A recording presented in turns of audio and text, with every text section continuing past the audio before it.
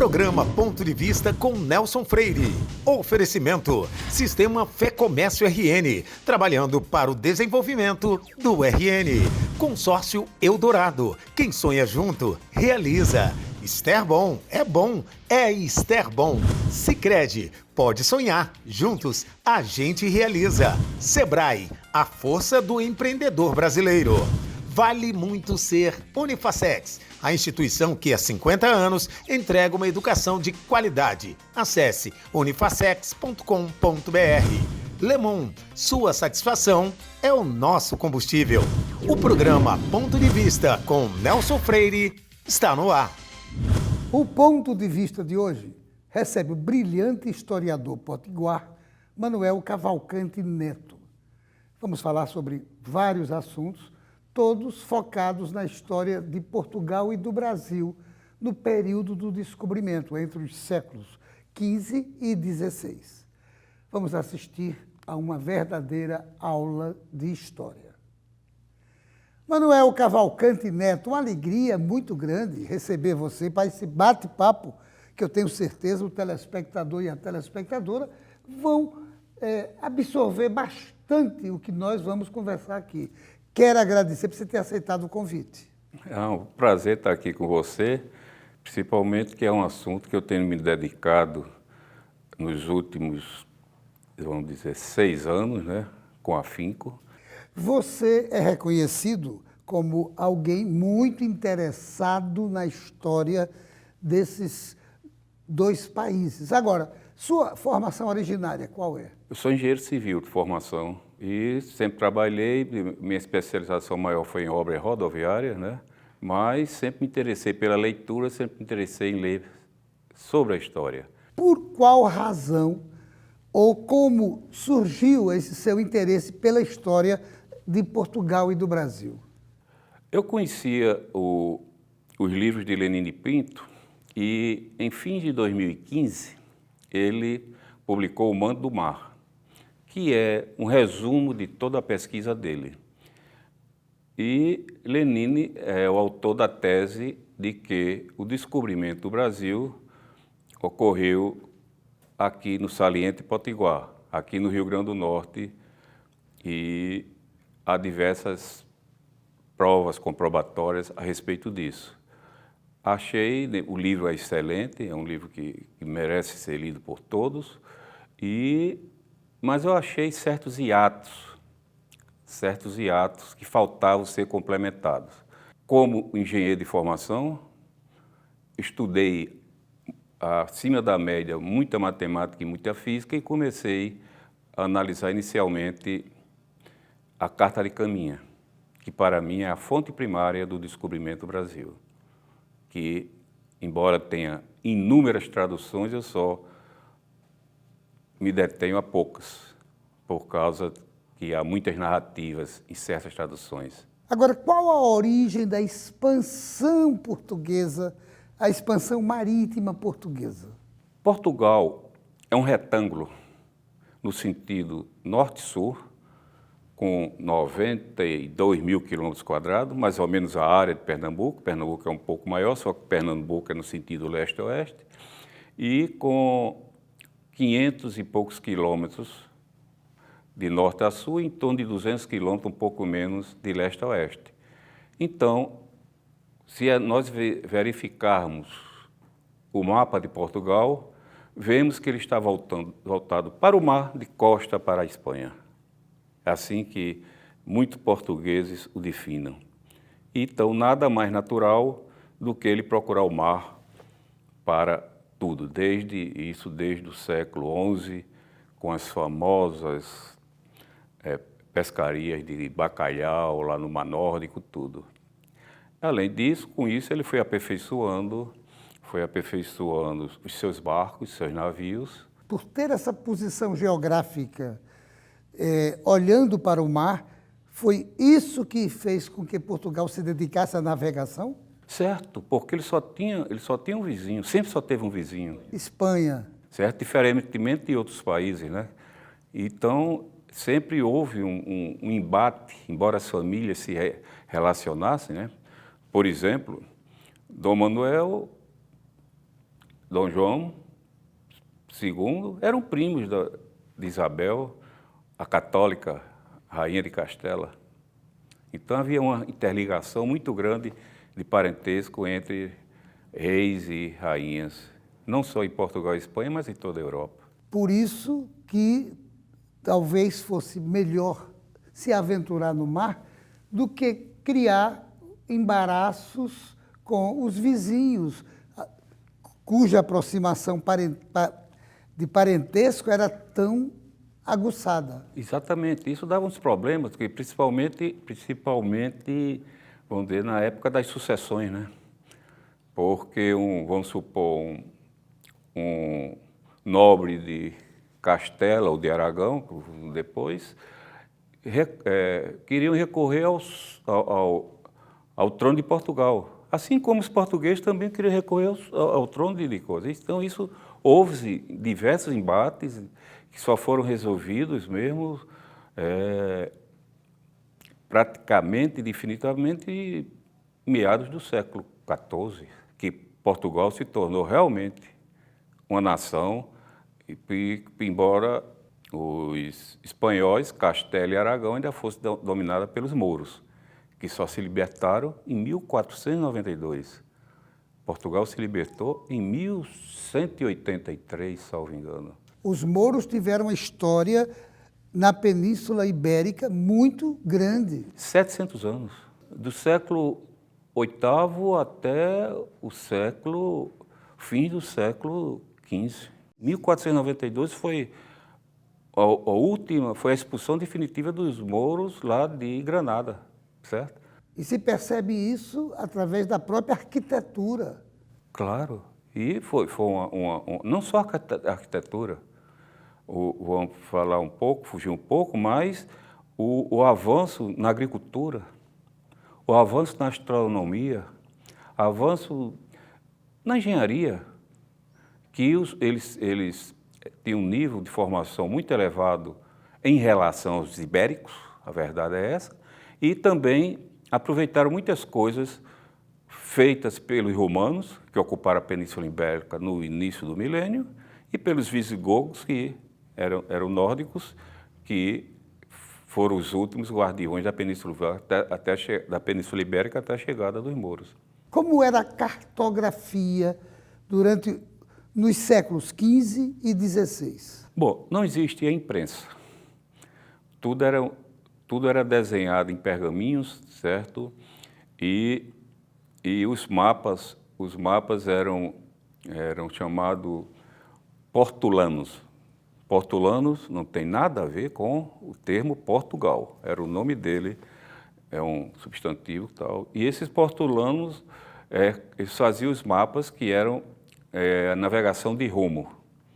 Ou seja, eles davam os rumos porque conheciam a bússola e, embora já conhecessem o astrolábio através dos mouros, e eles só faziam navegações, vamos dizer, de a costa, avistando a costa.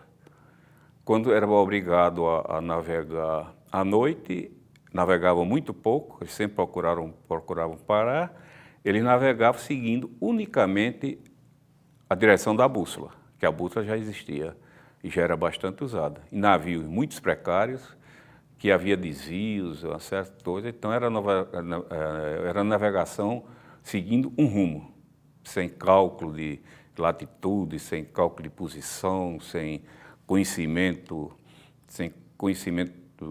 mais profundo da costa, no caso a costa africana principalmente, certo? Que eles começaram a explorar no início do século XV. Qual a importância de Sagres na história marítima de Portugal? Bom, Sagres lembra o infante Dom Henrique. Dom Henrique nasceu em 1494, salvo engano, por aí, e era filho do rei Dom João I e filha de uma das mulheres mais fantásticas da história de Portugal, Filipa de Lencastre, irmã do rei Henrique IV da Inglaterra. e que era austríaca, mas não deixa uma das mulheres mais importantes na história do Brasil. E ele, desde cedo, destacou-se junto aos irmãos, o futuro rei Dom Duarte, Dom Pedro Infante e Dom Fernando, outros lá. E em 1415, Dom João I resolve conquistar Ceuta, no Marrocos. Foi a primeira conquista de Portugal, expansionista, digamos assim. E Dom Henrique se destacou lá. E lá, ele e os irmãos foram sagrados cavalheiros da Ordem de Cristo. Dom Henrique depois foi nomeado pelo rei administrador da Ordem de Cristo, que muitos chamam grão-mestre. Ele não foi grão-mestre da Ordem de Cristo, foi administrador da Ordem de Cristo. Porque se grão-mestre fosse, ele teria que dar todos os bens à igreja. E ele, como administrador, podia fazer. Ele se interessava pela navegação. Foi uma pessoa tão importante, desculpe se eu me alongo, foi tão importante que ele teve influência durante 40 anos. Teve influência no reinado do pai, no reinado do irmão e no reinado do sobrinho. Até 1460, quando morreu. Daqui a pouco a gente volta. O programa é bem rapidinho, o primeiro bloco está quase terminando, mas daqui a pouco a gente volta. Não saia daí. Voltamos em instantes para o nosso segundo bloco. Programa Ponto de Vista, com Nelson Freire.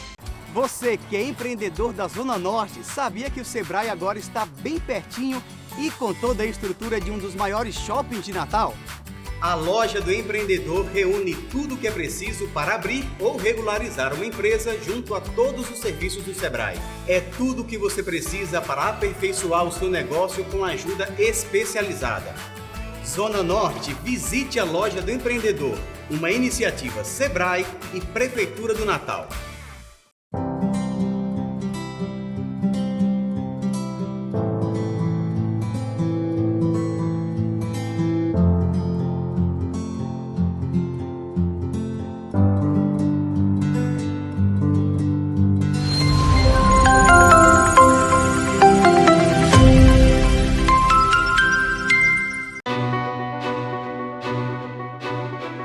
Daqui a 20 anos, muita coisa vai mudar no mundo. Os carros autônomos estarão por toda parte. A inteligência artificial vai fazer parte do nosso dia a dia. A biotecnologia vai eliminar doenças e nos ajudar a viver mais. As relações vão ficar mais próximas ou mais distantes. E todo mundo, dizem, vai falar a mesma língua. Mas por enquanto que o futuro não chega, você pode se preparar da melhor forma, aprendendo novos idiomas, diminuindo distâncias e fazendo o seu mundo maior. Nestes 20 anos, o Senac Idiomas comemora suas conquistas, ajudando você a chegar aonde você quer estar. Senac Idiomas, 20 anos, celebrando seu futuro.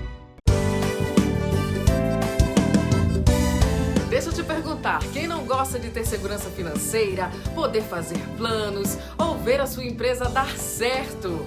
E é por isso que milhares de pessoas no Rio Grande do Norte inteiro fazem parte da Sicredi, a maior e mais sólida cooperativa de crédito do estado. Hoje a Sicredi está em todas as regiões. Já são 8 agências apoiando empresas, melhorando a vida das pessoas e impulsionando a economia local. E é assim que a Sicredi abraça o Rio Grande do Norte. Que tal estar dentro desse abraço também? Venha ser Sicredi. Sicredi.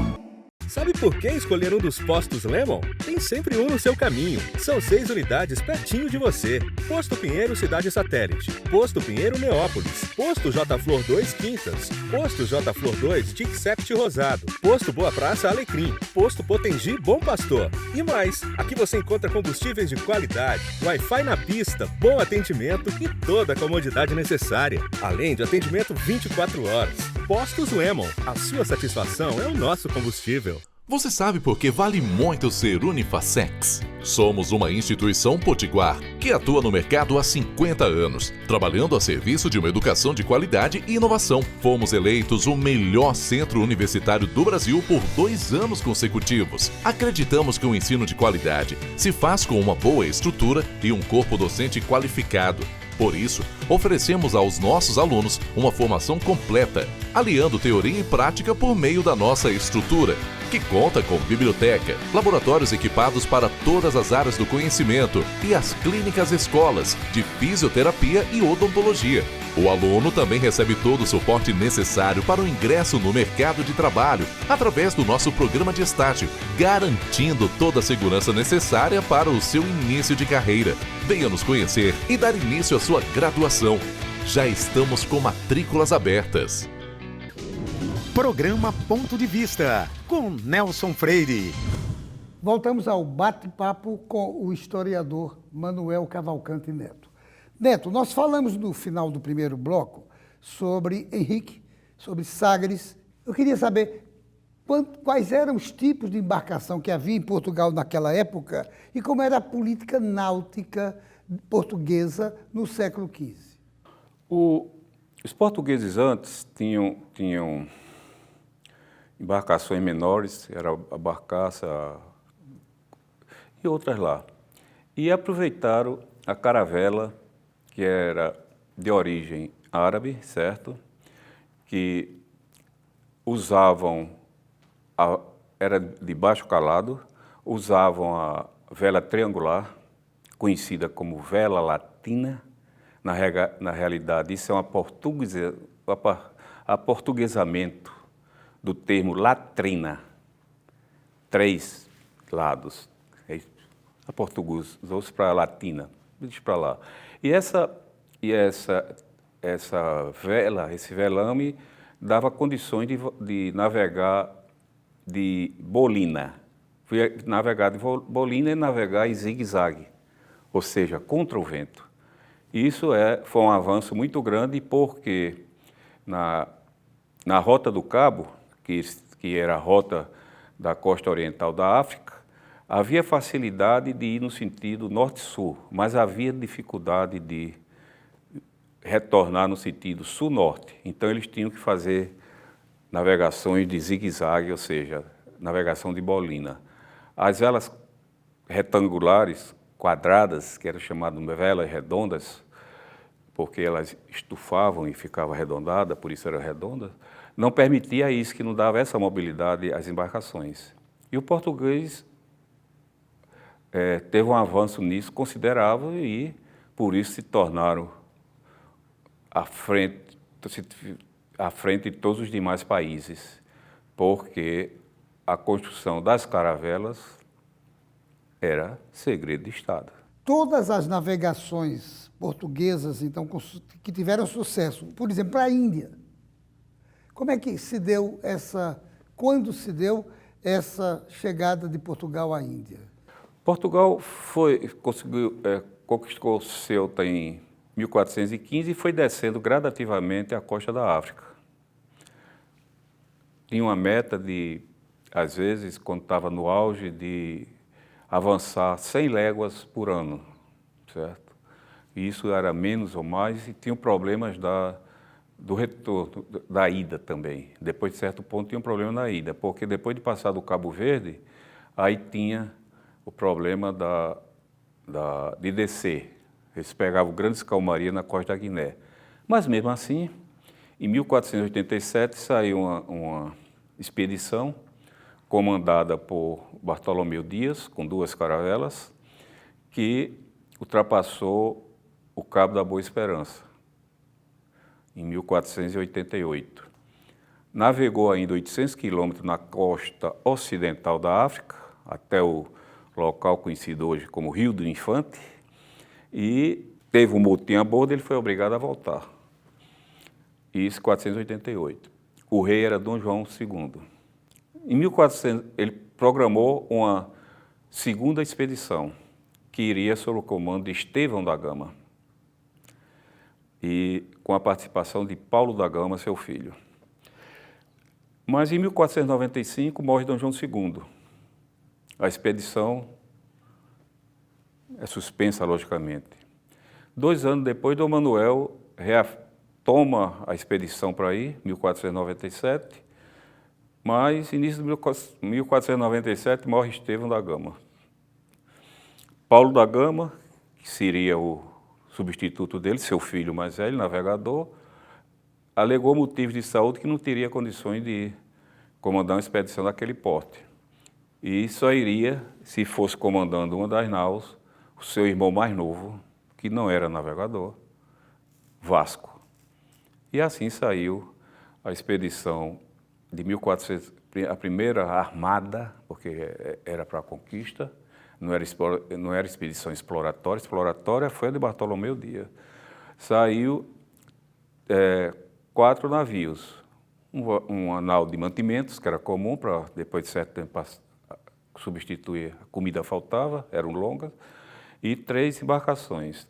Uma comandada por Paulo da Gama, outra comandada por Walter Vasco da Gama e uma caravela que era a embarcação, vamos dizer, precursora, batedora, que tinha condições de explorar porque tinha um calado menor, tinha maior manobrabilidade e comandada por Nicolau Coelho. E assim foram. Agora, vamos mudar de assunto e chegar ao Brasil. Fale sobre o descobrimento do Brasil. Olha, o descobrimento do Brasil, os portugueses, toda a viagem ela era anotada, tudo era anotado a viagem, os mapas atualizados, eles saíam com a última versão do mapa atualizado, assim foram todos eles que antecederam Cabral, e saiu atualizando o mapa. E as informações que chamavam regimento, eram as orientações. E as orientações que Cabral recebeu, recomendava que, depois do Cabo Verde, era quando tinha um problema, se dirigisse onde hoje é a Serra Leoa e depois tomasse o rumo do sudoeste para ultrapassar, para cruzar o Equador em determinada longitude. Que cálculo já leva a isso? É um cálculo muito interessante do almirante Gago Coutinho, de 100 anos atrás quase. 100 anos, sim. E ele fez a grande volta. Os portugueses já conheciam o Brasil. Já conheciam antes de 1500? Já conheciam o Brasil. Há suspeitas também que outros navegadores aqui estiveram. Na realidade, Cabral veio tomar posse oficial do Brasil, já demarcado pelo Tratado de Tordesilhas. O que foi o Tratado de Tordesilhas? O Tratado de Tordesilhas, em 1492, Dom João II rejeitou a proposta de Colombo de navegar para o oeste. Ou seja, saindo de Portugal, ia chegar no Caribe hoje. E foi para Espanha. E lá, os reis católicos financiaram 3 embarcações, Santa Maria, Pinta e Nina. E descobriu a América. A verdade é essa. Portugal estrilou porque disse que eram terras portuguesas. Ele chegou início de 1493. 2 ou 3 meses depois, o Papa Alexandre VI, que era espanhol, baixa uma bula, a bula Intercetra, dizendo, transformando, porque existia um tratado que abaixo das Canárias eram portugueses, mas em vez de um paralelo, né, era um meridiano, dizendo que as terras a 100 léguas a oeste do Cabo Verde seriam espanholas e a leste portuguesas. Portugal estrilou. Quase vai a via de fato com Castela e Aragão. Castela e Aragão estava financeiramente arrasado. Os mouros tinham saído no início do ano, no 492. E foram para negociações, negócio interessante. E Portugal exigiu, um caso interessante nisso, eu vou alongar um pouco, exigiu que fosse 250 léguas. Fernando intrometeu-se na negociação, porque Isabel não permitia, não. Quem mandava era ela. E que queria 2 portos, Casala e Melilla, na costa do Marrocos. Cessam as negociações e ficam lá, estão acampados lá em Tordesilhas, e eles voltam à mesa de negociações. Fernão e Isabel chegam e concordam. Concordam com as 250 léguas, mas mantendo isso. Aí Dom João disse, desde que, em vez de 250, sejam 370. O que significa isso? A Foz do Parnaíba, da Foz do Parnaíba para a Foz do Amazonas. Agora, me diga uma outra coisa, que o programa está quase terminando. O diretor já está mostrando ali o reloginho. Pedro Álvares de Cabral entrou nessa descoberta do Brasil por causa de quê? Pedro Álvares Cabral era navegador, era fidalgo, cavaleiro da Ordem de Cristo. Foi o primeiro navegador, cavaleiro da Ordem de Cristo, português. Na Ordem de Cristo era um dos financiadores das expedições portuguesas. Há fontes que citam que quando perdeu o pai, em 1490, 91, o seu irmão mais velho, o morgado da família, não abriu o testamento porque ele estava numa missão secreta do rei Dom João II. Então ele não era nenhum novato, alguma coisa, era experimentado, herói nas guerras do Marrocos, apadrinhado de Afonso de Albuquerque, uma das pessoas mais importantes das cortes de Dom João II, Dom Manuel. Quem foi Pero Vaz de Caminha? Pero Vaz de Caminha era um fidalgo, mestre da balança, foi para ser mestre da balança lá em Calicut, alfabetizado, que era difícil, homem de confiança do rei, Dom Manuel, no caso, e fez uma carta que é um relato, é uma carta ao rei. E nela há muitos dados técnicos, muitas informações que poucos se aproveitam delas e poucos estudam sobre isso. Profundidade, ventos, distância. Você estudou. Isso que eu estou ainda estudando. Não é fácil. Neto, infelizmente o tempo exauriu. E como a gente não está com a nossa vela triangular ligada à latina, vamos ter que encerrar o programa, vamos ter que desembarcar, infelizmente. Então eu só tenho que lhe agradecer. Agradecer por você ter topado esse bate-papo tão bacana que nós tivemos aqui. Tá. Muito obrigado pela atenção e estarei à disposição para detalhar, porque nos meus últimos escritos são 40 capítulos. Como é que o telespectador pode ter acesso a seu trabalho? Olha, eu estou concluindo esse outro trabalho porque o primeiro livro está esgotado e esse corrige coisas do primeiro livro. Eu estou em conclusão, em fase de revisão e deverei estar publicando em breve.